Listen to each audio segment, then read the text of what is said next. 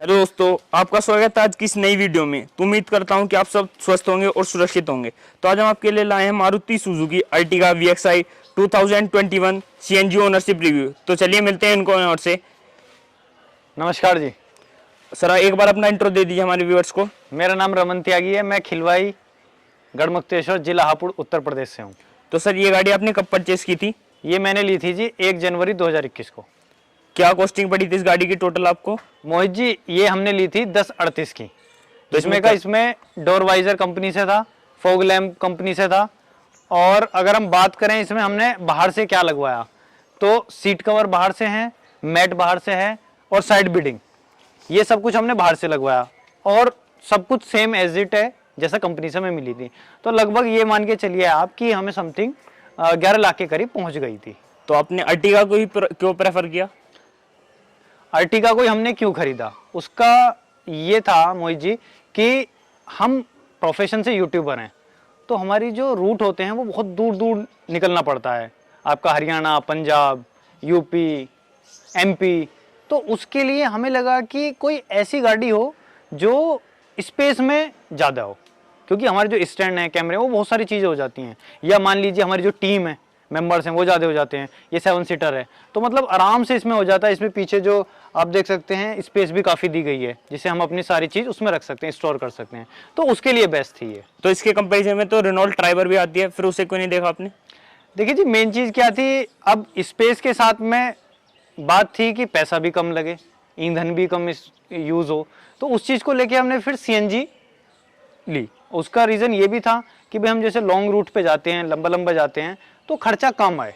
Otherwise बहुत सारी थी, हमने उससे पहले और भी देखी थी। कौन कौन सी देखी थी आपने? हमने स्कॉर्पियो देखी थी, लेकिन स्कॉर्पियो क्यों नहीं ली फिर? वो इसी वजह से नहीं ली क्योंकि उसका खर्चा ज़्यादा था। फिर बोलेरो देखी, उसका भी खर्चा ज़्यादा था। तो इन सब चीज़ों को ओवरऑल देखने के बाद में समझ आया कि ये गाड़ी ठीक है। और दूसरा था कि बजट भी देखना था। अभी हमें जैसे 11 लाख में पड़ गई। अब स्कॉर्पियो की उनकी बात करें तो 18-19 लाख तक का मामला था। तो उस चीज़ को लेके फिर ये सारा कुछ हुआ। जैसे कि आपने बताया 7 सीटर गाड़ी है, जैसे इसमें 7 बंदे बैठ जाते हैं, तो उसके बाद गाड़ी पे कोई लोड वगैरह नहीं पड़ता? कोई लोड नहीं पड़ता, कोई दिक्कत नहीं है। CNG पे आप चलाइए, एकदम से आपको बहुत बढ़िया फील होगा। और सबसे मेन चीज़ ये है कि अगर हम इसमें आराम की बात करें, स्पेस ज़्यादा है तो टायर्डनेस भी नहीं होती। आप कितना ही दूर चले जाइए तो दिक्कत कुछ नहीं आती। तो CNG पर क्या एवरेज दे रही है इस टाइम पे? CNG पे लगभग ये मान के चलिए, कंपनी तो 25 के करीब बताती है, लेकिन हमने जो ओवरऑल देखा है वो लगभग 21-22 का दे देती है। और पेट्रोल पर? पेट्रोल पे 18-19 का बोलती है कंपनी, लेकिन अगर हमने देखा है तो वो लगभग 14-15 के करीब का देती है। तो जैसे कि आपने बताया कि आपका YouTube चैनल है, उससे पहले आप कौन सी कार यूज करते थे? उससे पहले हम यूज कर रहे थे होंडा सिटी। तो फिर आपने नई वाली होंडा सिटी को नहीं ली? बहुत सारे अच्छे अच्छे फीचर्स हैं, सनरूफ वगैरह हैं उसमें। होंडा सिटी इसलिए नहीं ली क्योंकि जो उसकी जो नीचे का स्पेस है, ग्राउंड क्लियरेंस है, वो बहुत कम है।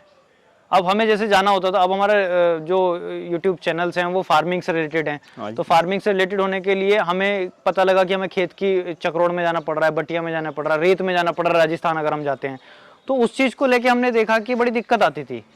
मैं छोटा सा किस्सा आपको बताना चाहूँगा कि एक बार हमारी गाड़ी फंस गई।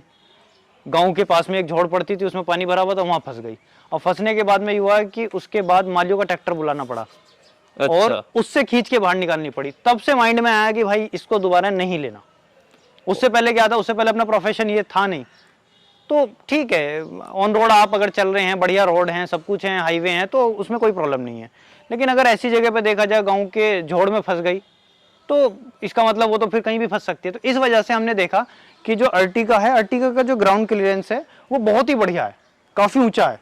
तो अभी तक हमें ऐसा कोई भी प्रॉब्लम नहीं आई है इसके अंदर देखने की कि ये कहीं फंस गई हो या मालियों का ट्रैक्टर बुला के निकालनी पड़ी हो। तो ऐसा कुछ नहीं हुआ है अब तक। ये मान के चलिए लगभग हम इसको 1 जनवरी से ली थी, तो 9 महीने लगभग समथिंग हमें हो गए इसको चलाते हुए। तो ओवरऑल बहुत बढ़िया है। तो आप किसी को प्रेफर करेंगे कि वो अर्टिगा ले? देखिए, प्रेफर करने की बात यह है कि अगर उनका काम मेरे काम से रिलेटेड है तो मुझे लगता है कि ये बेस्ट है मेरे हिसाब से। हो सकता है कि सामने वाले, देखने वाले मुझसे ज़्यादा नॉलेज रखते हों, बहुत अच्छा जानते हों गाड़ी के बारे में, और वो इसके कोई और वेरिएंट्स या किसी और से कंपेयर करके इसको बताएं कि आप वो ले सकते थे या ले सकते थे। लेकिन मेरे काम के हिसाब से बेस्ट है।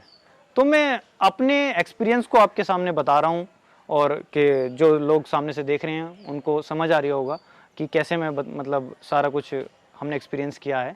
तो अगर उनको लगता है कि इस तरीके से उनको गाड़ी चाहिए तो वो इसको ले सकते हैं अर्टिगा को। आपने जैसे कि बताया कि आपके टीम मेंबर्स भी इसमें ट्रैवल करते हैं, तो उसकी जो थर्ड रो है और बाकी 7 सीटर की गाड़ियों के थर्ड रो में जो सिर्फ बच्चे आ पाते हैं, जी, तो इसकी में बड़े आ जाते हैं आराम से? इसमें कोई प्रॉब्लम नहीं है। हमारी टीम के अंदर कोई बच्चा नहीं है, लगभग सभी बड़े लोग हैं और अबो 30 के हैं एज में, तो कोई दिक्कत नहीं आती, पैर भी इजीली आ जाते हैं, कोई ऐसी दिक्कत नहीं होती। दूसरा क्या होता है कि आप देख लीजिए उसके बाद में हम सामान भी रख लेते हैं, तो कोई मतलब 7 बंदे होने के बाद भी सामान आ जाता है इसमें? सारा सामान आ जाता है हमारा 7 बंदे होने के बाद में भी, क्योंकि पीछे की साइड काफ़ी जगह है और बैग्स वगैरह आप बीच में भी लेके बैठ सकते हैं, तो कोई दिक्कत नहीं है। क्योंकि आप अगर देखेंगे पहली सीट, दूसरी सीट और तीसरी सीट, पहली सीट और दूसरी सीट के अंदर बहुत ज़्यादा बड़ा फ़र्क है, काफ़ी स्पेस है, तो पैर नहीं बिल्कुल भी अड़ता है किसी का, ये नहीं कि थोड़ी देर में थकावट हो जाए या कुछ हो जाए।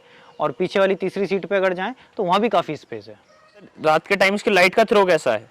मोहित जी, अगर इसकी लाइट की बात करें तो ठीक है, कोई इतना ज़्यादा बहुत बढ़िया नहीं है और गाड़ियों के मुताबिक, लेकिन ठीक ठाक सही है। और एसी?